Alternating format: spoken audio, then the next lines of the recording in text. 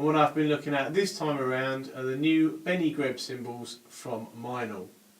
These cymbals are an extension to the existing range, which are 14-inch sand hats and 20 and I think 22-inch sand rides. And a review of those particular models you'll be able to find from the link in the text. The new cymbals that I've got here though are two 18-inch crashes and a 22-inch crash ride. And also, as part of the review, I've been looking at the 20-inch trash crash from the Byzance range. Starting with the 18-inch thin crash, as you'll see, it looks very similar to the original sand ride in that it's the overall sort of aesthetic of it and the unlathed bell. The cymbal features very thin lathing across the whole of the surface here, and this hammering on the bell, and there's also very light shallow hammering all the way round in a fairly ununiform pattern on the bow. Flipping the cymbal over, you can see it's very heavily hammered, and what you probably can't see is that there is actually some lathing across from the edge to the inside of the bell. It looks like there is actually some very, very light lathing as well on the inside of the bell, and it is hammered quite lightly as well. As you'd possibly expect, it's a thin crash, so it doesn't weigh very much and does kind of flex a little bit as well. The other 18-inch crash is a medium model. This is a little bit more of a normal cymbal, if there is such a thing.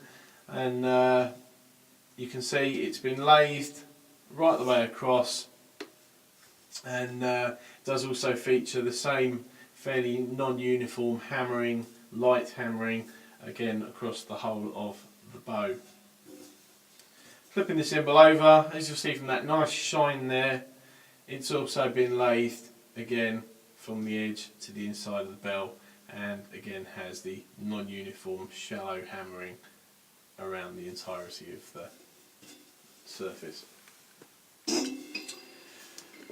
The 22-inch crash ride is very similar to the original models as well, the original ride models. You've got the thin lathing across, you've got the unfinished bell that's been hammered. The hammering on this model though is actually slightly different to the other two crashes in that it's obviously a different hammer that's been used. It's a more of a rounded mark that's been left, and flipping it over you can see again quite heavily hammered. The bell's hammered both sides. There's no lathing of this at all on this side. I think the main difference though, apart from this, is actually a crash ride. It's got 3 rivets here. And if you've never actually come across rivets before, they add a sort of a fizz and sizzle, a bit of extra sustain to the cymbal when you play it.